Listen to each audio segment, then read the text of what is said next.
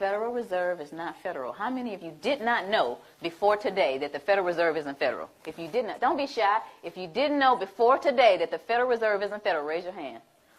Most people don't know that. 9 out of 10 people that I asked off the street don't understand that the Federal Reserve is a non-auditable private banking cartel. They are collecting $36 million an hour in interest from the American people. $36 million an hour in interest from the American people. My children, my 2 children, were born $86,000 in debt based on the national debt. Now, why am I going to take away from those children to give to somebody that is going to be born in 2030? That's not going to happen. So that was my decision. It was very easy.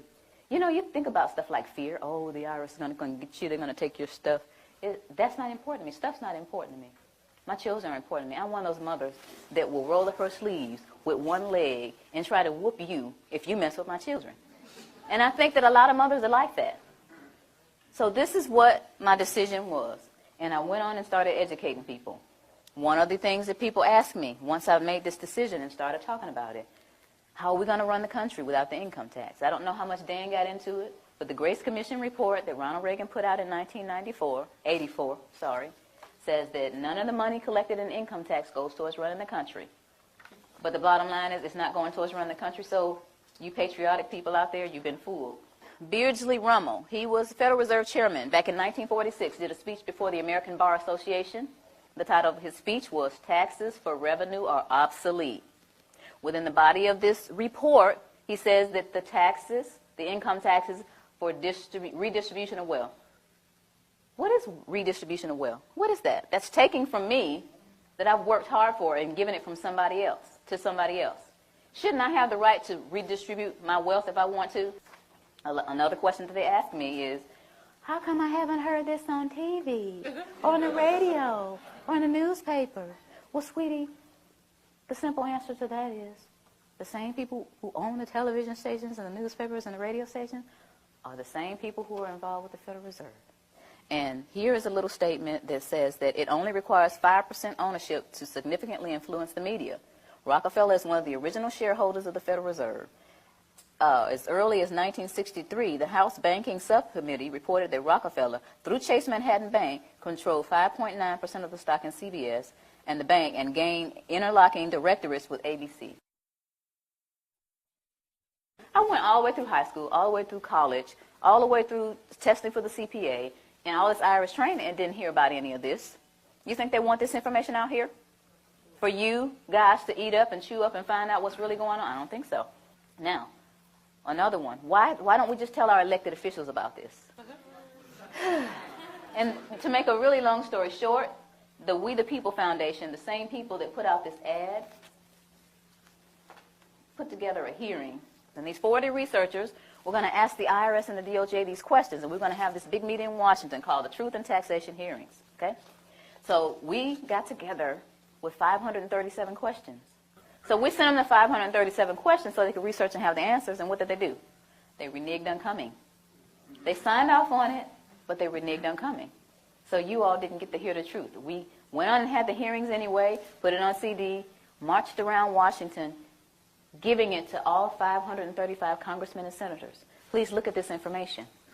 We got stupid responses back like, thank you for visiting our offices in Washington. The next time you come to Washington, please visit us again. They don't care. Your presidents don't care. Another one that they ask me, or they'll say something like, well, this just sounds like it's some kind of conspiracy theory. Y'all hear that a lot? Okay. But tell me this, what's the difference between a conspiracy and a strategy? Don't you understand that this is all by design? All this black, white stuff. You're white, I'm black, you know. You're a Democrat, I'm a Republican. You know, y'all heard of divide and conquer before, right? Why y'all letting them do it to us? While I'm sitting up here arguing with this man about what his great-great-great-granddaddy did to mine, there's this big old fence closing in around us. And while I'm sitting here wasting time and he's sitting here telling me why he doesn't know, we need to put our heads together and figure out how to get out of this fence that these people are building around us. Am I right? Yeah. That's what we got to be. Divide and conquer, we can't let that work anymore. It's been working all these years. Then we need to get together and understand. First of all, you need to understand what is going on with your money. You work hard. It's like we're a hamster on a wheel. This country started out with taxation without representation. Where are we now? Why did we get back to where we started? We got lazy and comfortable. Get out your comfort zone. I never tell people to file a tax return. I never tell them not to file. I never tell people to pay taxes, and I never tell them not to pay. What I tell people is to do your own research, do your due diligence, and decide whether or not you're going to be a slave or get off the plantation. That's your choice. So in essence, you're wasting time. As long as you continue to feed the monster's going to grow. They're going to laugh in your face. And any kind of cause that you have, anything that you're trying to do in your life concerning getting things back on track with our country, the way it's supposed to be, you're going to get laughed at because you continue to give them the money to do whatever it is they're doing to us. A lot of people don't care. A lot of people get the money taken out of their checks and they actually think they're getting, oh, I get back $3,000 every year. They don't take anything from me. I say, sweetie, look at your W-2. They took $14,000. They gave you back $3,000 of your own money. Oh.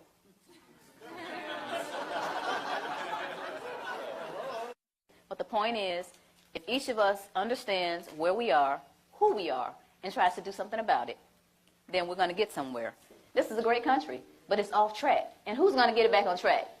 Yeah. Thank you. Thank you all.